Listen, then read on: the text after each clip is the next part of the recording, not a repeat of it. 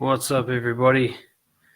I wanted to share something from my shame grid. So, for those of you who've done the Overcoming Shame course, you'll know about this exercise. And long story short, it's where you write down everything you're ashamed of and you slowly release it out into the world until you can tell anyone, anytime, and therefore are no longer ashamed of it. And I realize it's been a while since I checked my own because there was nothing on it. But that didn't mean there was nothing, it just means I couldn't remember. And I remembered something. And I'm actually so ashamed of it that I can't go fully public with it yet. So I'm going to start by just releasing it to you guys, the inner circle. And I'll ask that I mean, you can tell people just don't share the video around until I'm ready. I don't think you can anyway, which is nice. I want to tell you about the time I got hypnotized. Or so everyone thought. I am ashamed of this. Oh, that's awesome. It's been a while since I felt that. It was in my university days, and my university days was peak nice guy syndrome. That was when I was at my absolute worst for seeking approval and validation. It was when I was going through my big dry spell, like no woman liked me, and I was friend zoned all the time. I was just at my worst. And a comedian hypnotist guy came to university to do a show. And he did this exercise at the start. We all went to watch the show where you got to hold your hands together and he says some shit. And he's trying to convince you that your hands are glued together. And I knew it wasn't working on me, but I pretended that it was. Now, this is because essentially the type of people pleaser I am or was is the performer. I'm an extrovert. So my type of people pleasing was to be the center of the show and get lots of approval and validation from being funny and entertaining. And I guess I saw this as an opportunity. So I kept my hands together and everyone thought I was hypnotized. Or at least I was in the crowd and he thought I'd be a good candidate. So he brought a bunch of us up on stage and he did some more stuff to kind of test how suggestible we were. And I faked all of it.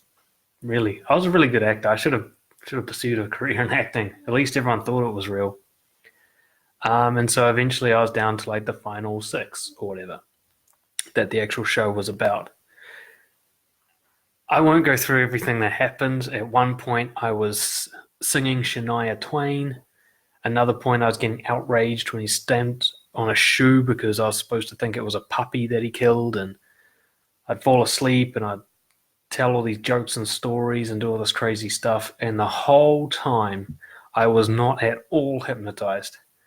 I was just putting on a show. And it was really quite an epic performance. I'm almost proud of it. I mean, I didn't crack a smile or break character at all. My friends afterwards were forever, they're still convinced that I was hypnotized that day. But I was 100% lucid. I knew it was just a shoe. I knew I was choosing to sing Shania Twain. There's even one point where I sort of pretended to come out of it for a little bit, like, what's going on? And I went back under. And it was all bullshit. It was all just a classic deception.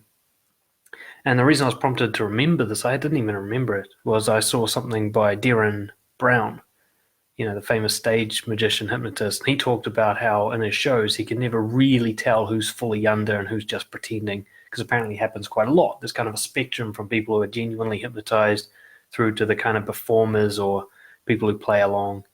And even participants in hypnotism afterwards report, like, sometimes I kind of knew what was going on but couldn't stop myself. Other times I was faking, blah, blah, blah.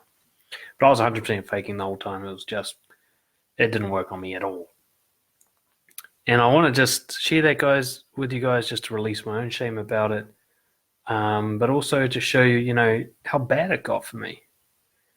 Like, I talked in some Facebook posts recently about the time I pretended to be deaf so that I didn't have to deal with these confrontational people, and memories like that are coming back to me these days of other things I did, and this was one of them where I pretended to be hypnotized. I think that was one of the biggest ones, and a lie that I kept up, mostly because I just forgot about it.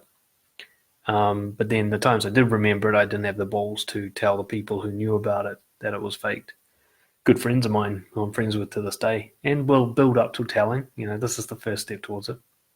So I wanted to release my shame, and I also wanted to role model to show you that it can be done, that this group is one place that you can start. I don't feel actually that nervous telling you guys, partly because it's distant by the video thing, but also because, I know you guys are sympathetic. So feel free to share your own. That's a beginning step for me, and hopefully within the next 6 to 12 months, I'll be able to admit it openly and freely in public and be totally over it. Cool. Catch you guys later.